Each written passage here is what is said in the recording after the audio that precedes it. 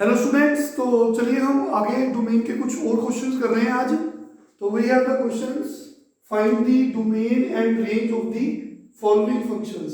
देखिए बच्चों, सबसे पहले फर्स्ट पार्ट में हमें एफ एक्स गिवन है, दैट इज वाई। हम एफ एक्स को वाई बोलते हैं। ये एक्स की टर्म्स लिखी हुई है, F X X plus one over two X plus one. तो बच्चों, डोमेन के लिए हमें x की वैल्यू चाहिए जिसके लिए y एक रियल नंबर होना चाहिए।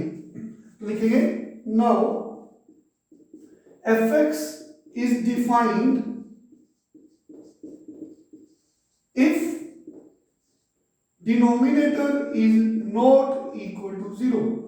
तो अगर आपके पास रैशनल फंक्शन हो, न्यूमिनेटर है, ये डिनोमिनेटर है, हम जानते हैं डिनोमिनेटर अगर जीरो हो जाए तो ये नंबर डिफाइंड नहीं होता।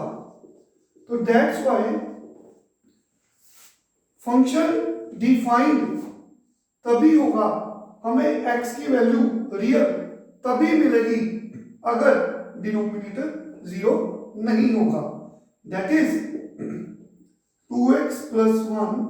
यहां से बच्चों ऐसे लिख सकते हैं, x की वैल्यू -1/2 नहीं होनी चाहिए।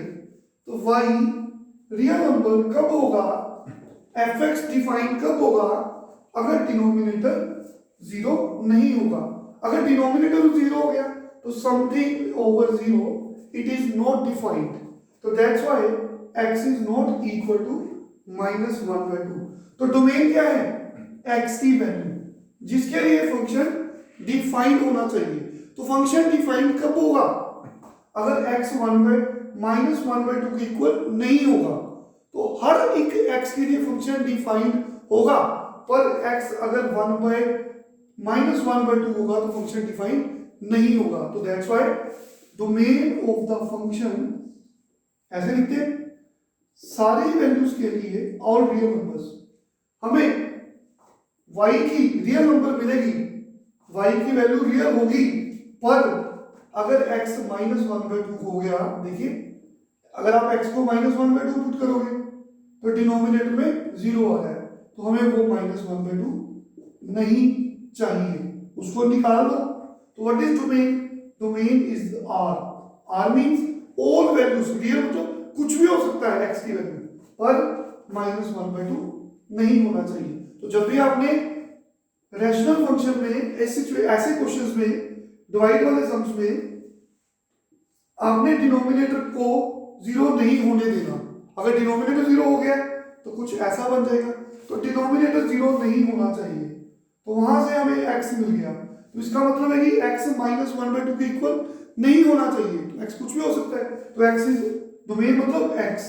तो x जो है ऑल रियल नंबर्स, माइनस मतलब उसमें से ये निकाल दो -1/2। तो this is a domain. In values के लिए जो फंक्शन है वो रियल नंबर है, y जो है रियल नंबर है, तो that's why this is the domain. अब आ रही है रेंज की। रेंज निकालने का मेथड हम बता चुके हैं, y कौन है, एफ एक्स कौन है। यहां से हमने x की वैल्यू निकालनी है इन टर्म्स ऑफ y। जैसे आप y in terms of x लिखते हो, अगर आप x को इन टर्म्स ऑफ y लिख सकते हो तो हम रेंज निकाल सकते हैं। तो cross multiply 2xy plus y is equal to x plus 1। तो बच्चों x की टर्म्स इकट्ठी कर लो, यहां से x कॉमन, तो यहां से x मिल जाएगा 1 - y ओवर 2y - 1। ठीक है, जैसे y is a function of x, इधर y है इधर x की टर्म्स है, अब इधर x है इधर y की टर्म्स है, x is a function of y, इधर x है इधर y की टर्म्स है। तो जैसे डोमेन निकालते हो वैसे रेंज निकालो। तो डोमेन के लिए हमें x की वैल्यूज चाहिए जिसके लिए y एक रियल नंबर होना चाहिए। तो रेंज के लिए हम y की वैल्यूज निकालेंगे जिसके लिए x एक रियल नंबर होना चाहिए। तो सेम प्रोसेस है, डिनोमिनेटर जीरो नहीं होना चाहिए, तो क्या लिखेंगे, for range for x to be defined, ऐसे लिखो same again for x to be defined denominator 0 नहीं होना चाहिए। तो ठीक है, यहां से मिल गया कि y 1/2 नहीं होना चाहिए।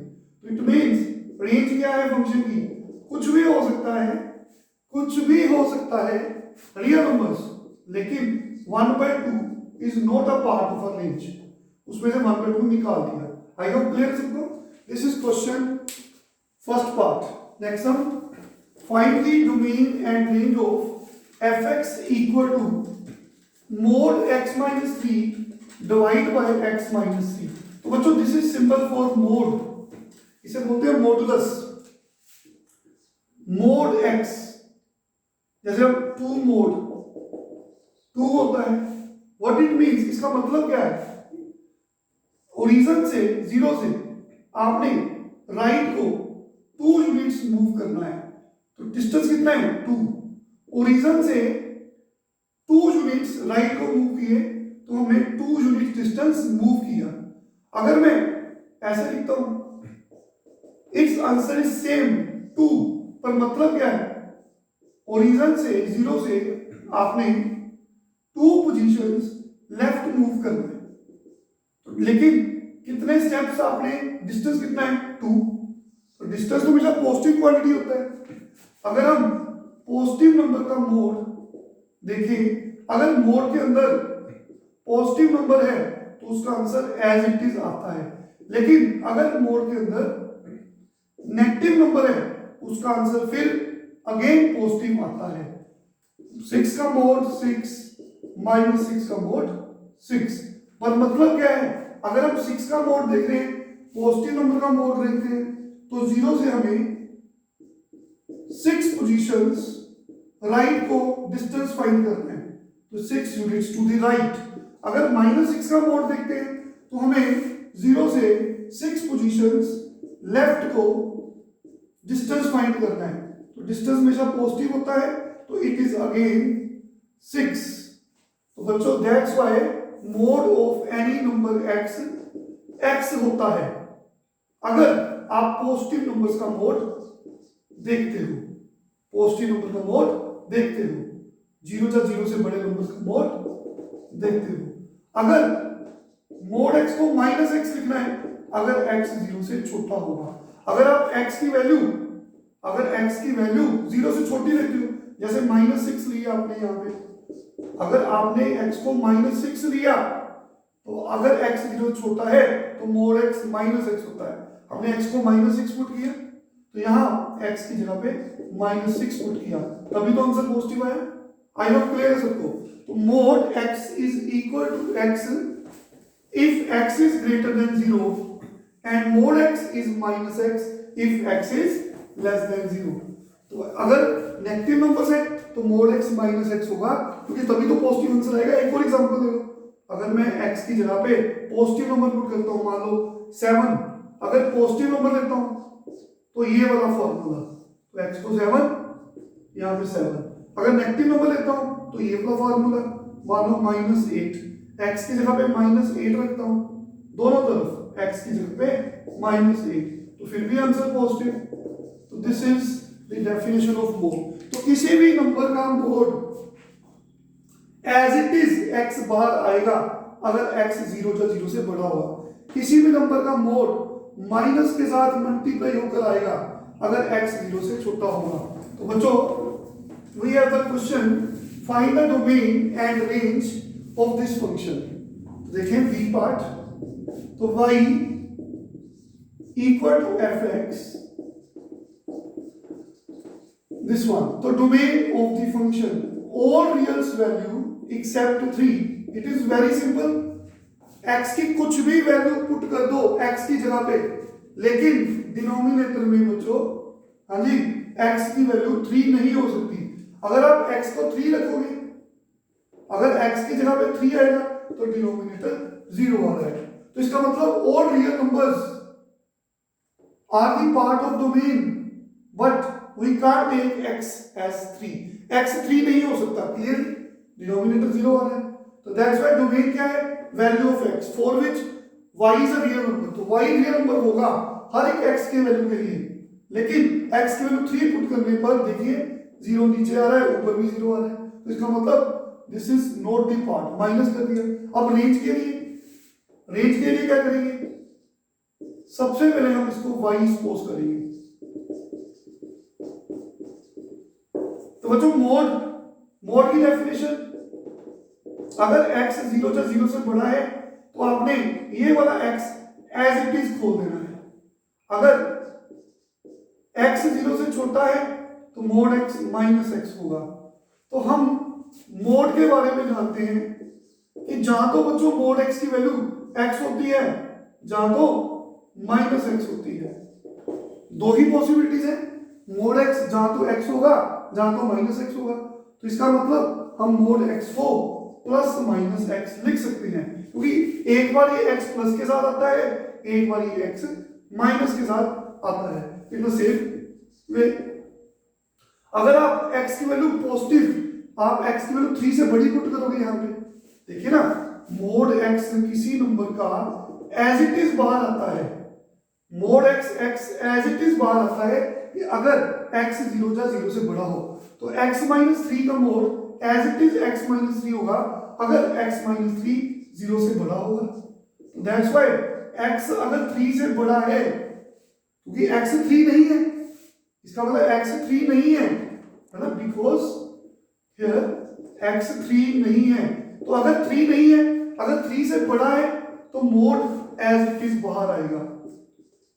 क्योंकि अब 3 से बड़ी वैल्यूज पुट करो, 4 पुट करो x को, ऊपर पॉजिटिव नंबर आ रहा है, x को 5 पुट करो, मोड के अंदर पॉजिटिव नंबर आ रहा है। अगर मोड के अंदर पॉजिटिव नंबर है तो मोड एज इट इज बाहर आएगा, तो ये कैंसिल हो गया। तो बच्चों अगर x 3 से बड़ा है तो मोड एज इट इज खुल जाएगा, क्योंकि x तो 3 नहीं है।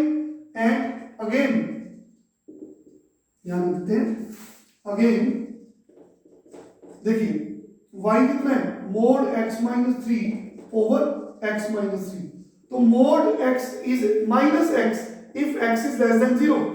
देखेंगे mod x minus 3 as it is खुला अगर ये नंबर 0 से बड़ा है, दैट इज अगर x 3 से बड़ा है, और मोड x माइनस के साथ खुलेगा अगर ये नंबर 0 से छोटा है, अगर x 3 से छोटा है।